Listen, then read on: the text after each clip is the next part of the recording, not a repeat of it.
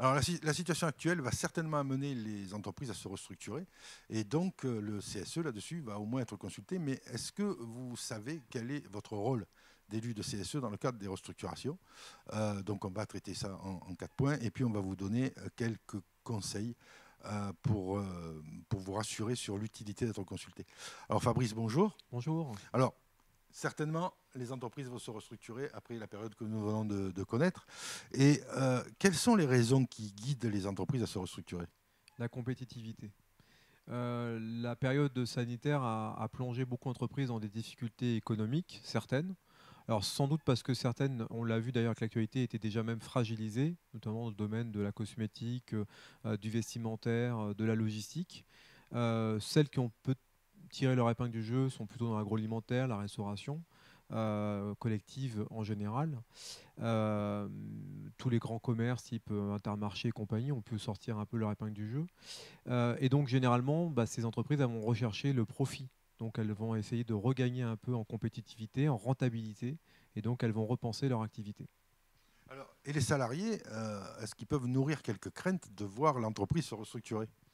Alors oui, parce que dans l'inconscient du plus grand nombre, quand on dit restructuration, on fait aller avec le mot licenciement.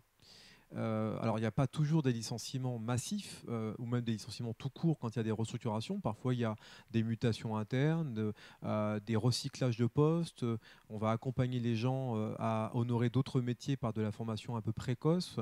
Mais il n'y a pas toujours un lien avec les licenciements. Malheureusement, les périodes qui ont précédé l'épisode sanitaire nous ont fait souvent mentir. Et il y a malheureusement aussi à craindre sur des suppressions de postes.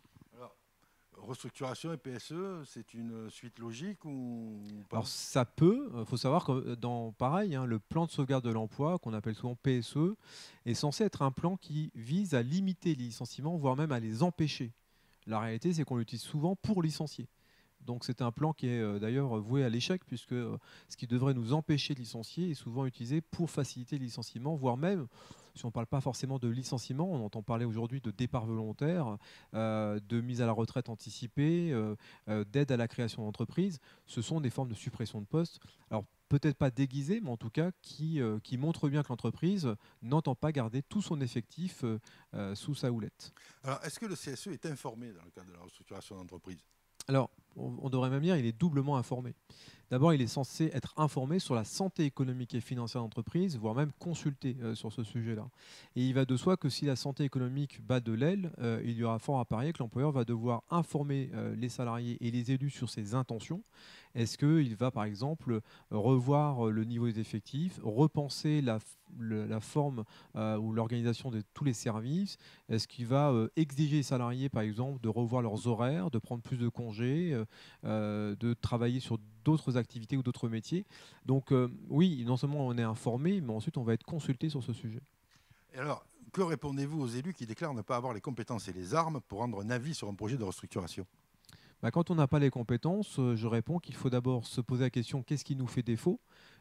Parler d'un sujet aussi grave qu'une restructuration, que des réorganisations en cascade, que des risques de licenciement, ça peut effectivement intimider. On devrait au moins leur rappeler à ces élus que d'abord ils ont le droit de se former sur ces sujets tout au long de l'année, ils ont le droit de se documenter tout au long de l'année, puis ils ont le droit aussi de faire appel à des experts, en particulier des experts comptables, parfois également des avocats qui vont sur ces questions-là les épauler. Donc on peut manquer a priori d'outils. Il faut juste poser la question pourquoi aujourd'hui je me sens démuni en tant qu'élu pour traiter de ces sujets complexes. Et une fois que j'ai répondu à cette question, finalement, j'ai plus qu'à trouver les remèdes, hein. Alors, pourquoi est-il si difficile pour les élus d'être consultés et de peser sur les décisions? Parce qu'effectivement, aujourd'hui, on a tous les outils, mais la consultation du CSE, comme son nom l'indique, elle est consultative, elle n'est pas délibérative. Donc, je veux dire, un CSE, il ne peut pas se mettre en travers d'une décision qui viserait à supprimer la moitié de l'effectif, par exemple. Alors, je ne suis pas d'accord. En fait, d'abord, de reléguer la consultation à un simple apparat ou ornement de cheminée, c'est malheureusement peu faire cas de cette réalité juridique. La réalité, c'est que si un CSE est convaincu que ses propositions, par exemple, pour limiter les risques sur l'emploi, sont meilleures que celles que propose l'employeur, il pourrait même aller devant la justice défendre son projet. Donc, ce n'est pas juste une consultation, c'est surtout un échange de points de vue, un espace de proposition, parfois même un espace de tractation, parce que quand il y a de la consultation, il y a forcément indirectement de la négociation. Et par conséquent, si on sent bien que son projet est meilleur, on ne voit pas pourquoi on accepterait que l'employeur passe le sien en priorité, même si, je vous l'accorde, les employeurs prennent leurs décisions, mais les élus aussi. S'ils ont décidé d'aller en justice, ils peuvent y aller. Ça veut dire qu'on a pris un expert, qu'on a travaillé avec l'expert, qu'on a les budgets pour le payer, puis qu'on a le budget pour payer l'avocat. Or, ce qui intéresse le patron, qui a souvent travaillé depuis des mois, voire des années sur un plan de restructuration, c'est de vous le proposer dans une réunion qui va volontairement appeler Infoconsulte. Il va vous le présenter, il va vous dire, bon, allez, on sort de là avec l'accord, parce que moi, ce que j'ai besoin, l'accord favorable ou défavorable, l'essentiel, c'est que je l'ai, je fais ce que je veux. Parce que ça, dans les faits, ça se résume à ça. Alors, ça peut se résumer à ça si les élus l'acceptent. D'abord, je rappelle que la première réunion est une réunion où on est censé parler du projet avant même d'en débattre. En parler, ça veut dire essayer de comprendre de quoi il s'agit, qui est concerné, jusqu'à quel point, quelles sont les craintes qu'on peut avoir de façon tout à fait normale, de celles qu'il faut écarter parce qu'elles sont un peu fantasmagoriques. Et après, si effectivement les élus se rendent compte qu'ils vont manquer d'arguments, voire même de lecture du sujet, ben, ils font appel à un expert. C'est le moment, c'est lors de la première réunion qu'on fait appel à un expert. Après, c'est trop tard. Oui, surtout que maintenant, il y a un calendrier à respecter, il y a un Exactement. délai dans lequel on doit rendre un avis, sinon il est réputé favorable. Donc c'est de plus en plus compliqué d'agir dans ces délais-là et d'entamer une action en justice pour faire valoir sa proposition auprès du juge.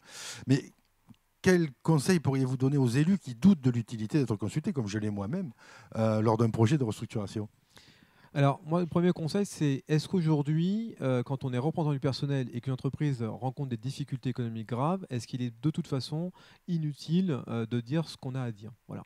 Est-ce que c'est inutile d'aller partager ses craintes, ses questions, ses doutes avec l'employeur, d'essayer de comprendre son cheminement intellectuel, d'essayer de sauver des emplois? Est-ce que c'est vraiment inutile ou pas? Je ne sais pas.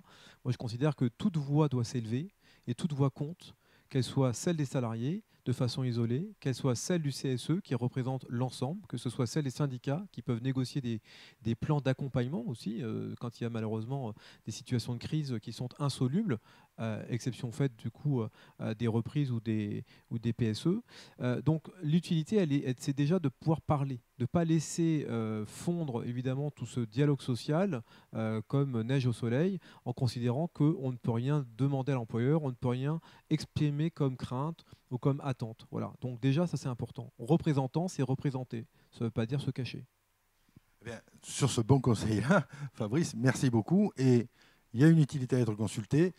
On peut effectivement faire valoir une contre-proposition.